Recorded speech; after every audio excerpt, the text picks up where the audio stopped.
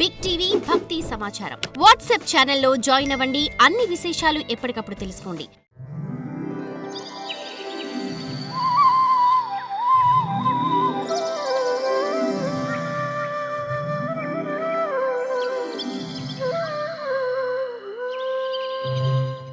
నాయందు స్థిరంగా నిలిచిన ఈ నీ మనస్సు ఇక ఎప్పటికీ చలించదు. ప్రళయకాలంలో ఈ సృష్టి లయించిపోయిన తరువాత కూడా నీకు నీ పూర్వజన్మ స్మృతి చెరిగిపోకుండానే ఉంటుంది.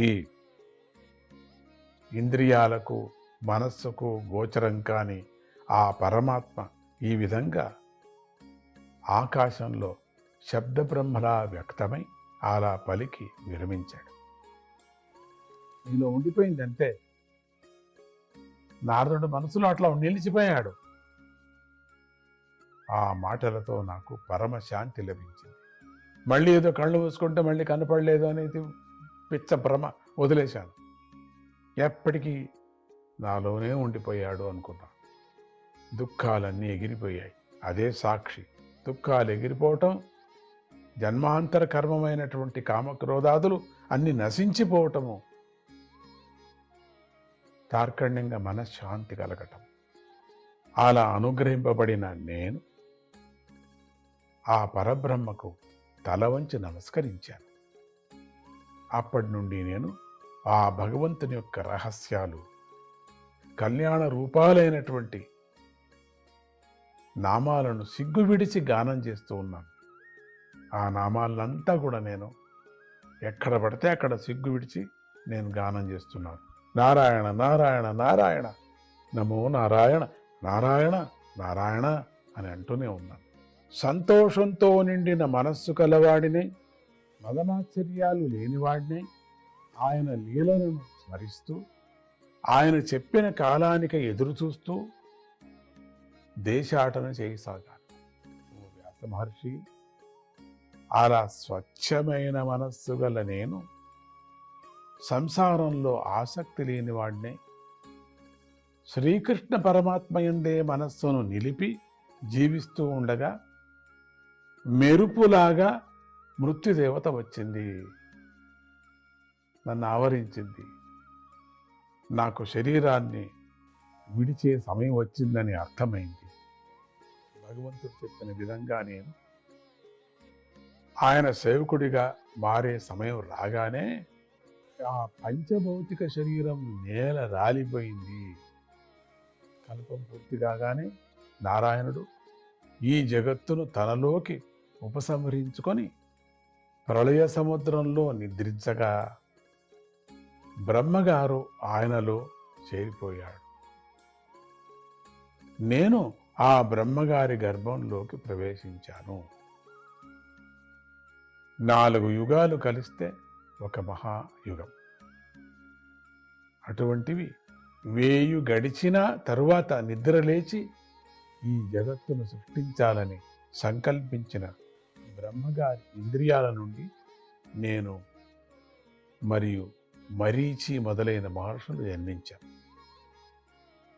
శ్రీమన్నారాయణుడి యొక్క అనుగ్రహంతో నేను భగవంతుని భజన అనే వ్రతాన్ని మాత్రం విడవకుండా 3 లోకాలను లోపల బయట ఎక్కడైనా ఏ ఆటంకం లేకుండా సంచరిస్తూ ఉండగలను.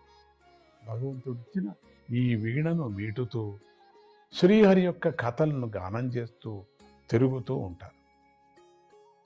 ఆయన గానం నాకు చాలా సంతోషాన్ని ఇస్తుంది. ఆయన కథలను గానం చేసే నా మనస్సుకు ఆయన వెంటనే దర్శనమిస్తూ ఉంటాడు. మానవుల హృదయాలు విషయ భోగాలయందు గల విపరీతమైన ఆసక్తి చేత పీడింపబడుతూ ఉంటాయి. అటువంటి వారికి సుఖం లేదు. భవసింధు ప్లవో దృష్టో హరిచర్యానువర్ణనం. అటువంటి వారికి మళ్ళీ మళ్ళీ చేయబడే శ్రీహరి లీలావర్ణనం సంసార సముద్రాన్ని దాటించే నావలాగా పనిచేస్తుందని నా అనుభవం. జై శ్రీమన్నారాయణ. యమాదిర్యోగపతై కామలోభహతో ముహు ముకుంద సేవయా యద్వత్ తథాత్మాధాన సామ్యతి తథాత్మాధాన సామ్యతి.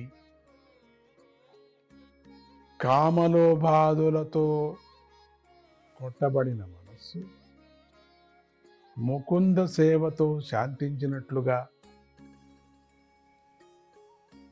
యమ నియమాది యోగ మార్గాల ద్వారా కూడా శాంతించదని నా అభిప్రాయం. పాపం లేని ఓ వ్యాస మహర్షి, నా జన్మ కర్మ సాధనల గురించి చెప్పమని నువ్వు అడిగావు కదా. నీ మనస్సుకు శాంతిని సంతోషాన్ని కలిగించాలని ఆ వివరాలన్నీ నేను చెప్పాను. నీకు సంతోషం కలిగిందని భావిస్తున్నాను. ఏ స్వార్థమూ లేని పూజ్యుడైన నారద మహర్షి సత్యవతీ పుత్రుడైన వ్యాసునితో అలా పలికి సెలవు తీసుకొని వీణను మీటుతూ వెళ్ళిపోయాడు. అహో ఆశ్చర్యం! సారంగ ధనస్సును పట్టుకొన్న శ్రీహరి యొక్క కీర్తిని వీణ మీటుతూ గానం చేస్తూ ఆనందిస్తూ తాపత్రయంలో మునిగిపోయిన ఈ ప్రపంచాన్ని ఆనందింపచేసే ఈ దేవర్షి అయిన నారదుడే ధన్యుడు కదా. ఇంతటితో 6వ అధ్యాయం సమాప్తం. 7వ అధ్యాయం మనం ప్రయాణం చేస్తున్నాం. ఈ 7వ అధ్యాయంలో నారదోపదేశాన్ని పొందిన వ్యాస మహర్షి శ్రీమద్ భాగవత రచనను ప్రారంభించటము, పరీక్షిత్తు యొక్క జన్మను చెప్పే సమయంలో నిద్రిస్తున్న Draupadi పుత్రులను Ashwatthama సంహరించటము,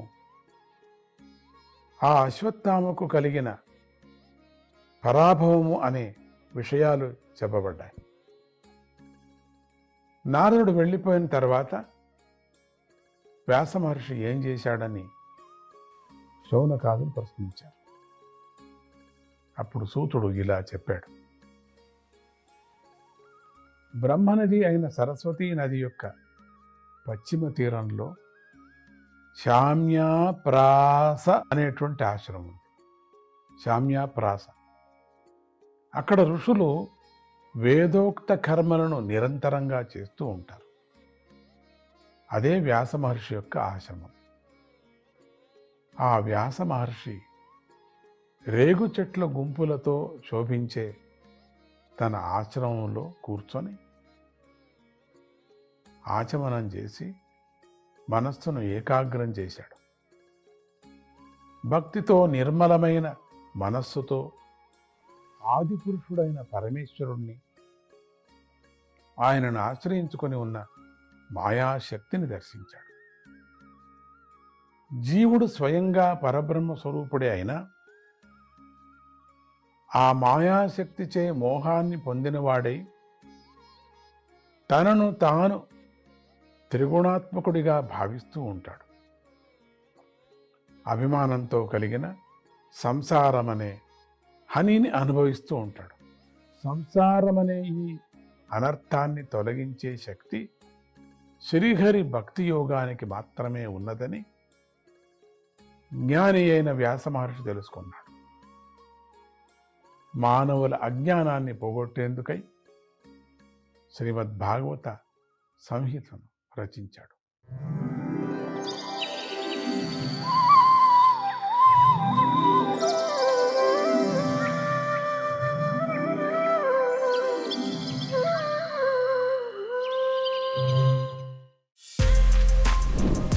For more videos like this, subscribe Big TV channel.